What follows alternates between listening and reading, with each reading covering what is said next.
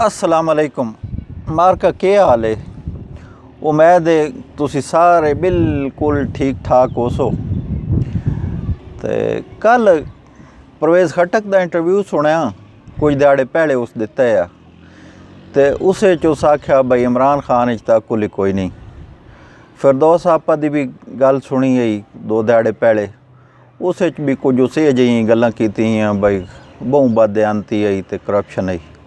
अलीम खान का बड़ा लम्मा इंटरव्यू है।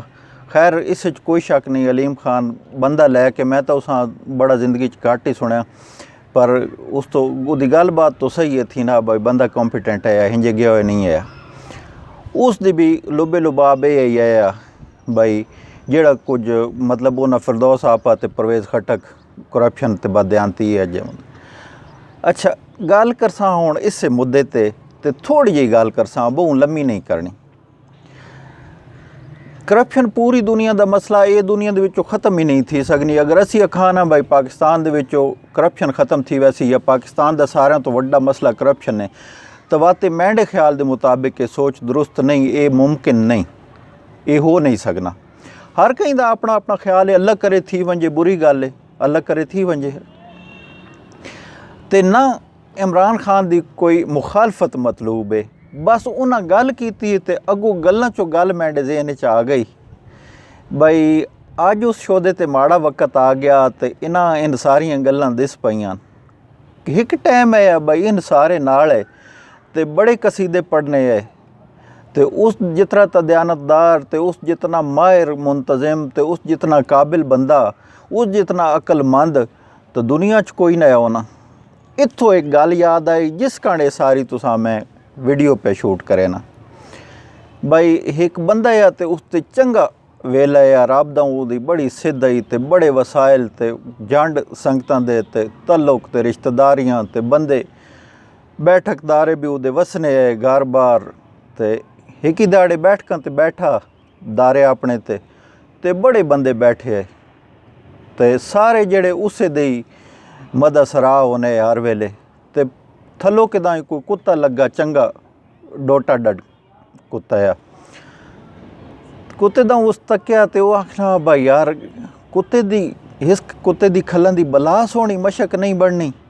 सारे बंदे आख्या वाह भाई वाह क्या बात है, वाकई बड़ी डाढ़ी मशक बन सी इस कुत्ते दी खलन दी।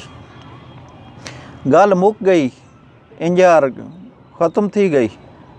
टुरनिया उस साल गुजरे, बंदे दा शोदे दा टाइम बदल गया, वक्त उसते माड़ा आ गया ते हर शय लगी गई, ना रिश्तेदार कोई दिसे ना कोई संगी ते ना कोई होर गल बात। एक ही दाड़े बैठा ते कुछ होर बंदे भी बैठे इंजे हाल निमाणा ते बहु खस्ता हालत ते वत के दाई कुत्ता लगा ते कुदरती वो कुत्ता भी उंजे यार डोटा जाया। आखना भाई यार इस कुत्ते दी खलन दी मशक बड़ी सोहनी नहीं बननी। उन्हें आख्या तेरा दिमाग खराब है, दो चार फकड़ भी कढ़े उन्हें उल्लू दे पट्ठिया कुत्ते दियां भी कदे कई मशकां बनाइयां ते उस आख्या वाकई अज नहीं बननी, एक टाइम आया कुत्ते दी खलन दी भी मशक बननी है। तो असीड़ा वेखो ना बैसीयत कौम विखा असी पाकिस्तानी तो उंज दुनिया का चाल विखा तभी इहा भाई जिस वेले कई बंदे ते चंगा टाइम होना उस वेले वो जेड़ा कुछ भी पे आखे वाह भाई वाह वाह भाई वाह, तो जिस वेले शोदे ते माड़ा टाइम आवे ना तो चंगी भली अकले दी भी कोई गल करे ना तो बंदे अगों उसां झल गीने। तो मां ये इख्तलाफ है भाई जिस वेले जे कहीं ते वक्त होना उस वेले असी क्यों ना सच्चियां गल्लां करें ने।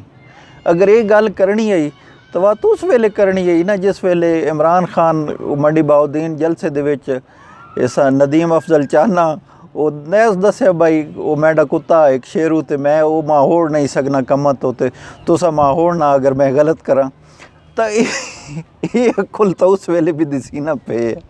बहरहाल उस शोदे ते हुण टाइम वो नहीं, मैं उंजे गल्लां चो गल आ गई तो चकीती है उंज दिलों मां उस शोदे दा दुख बड़ा इंज थीवना नया चाहिए। चंगा रब राखा, इंशाअल्लाह वात किदाई कल परसों मुलाकात हो।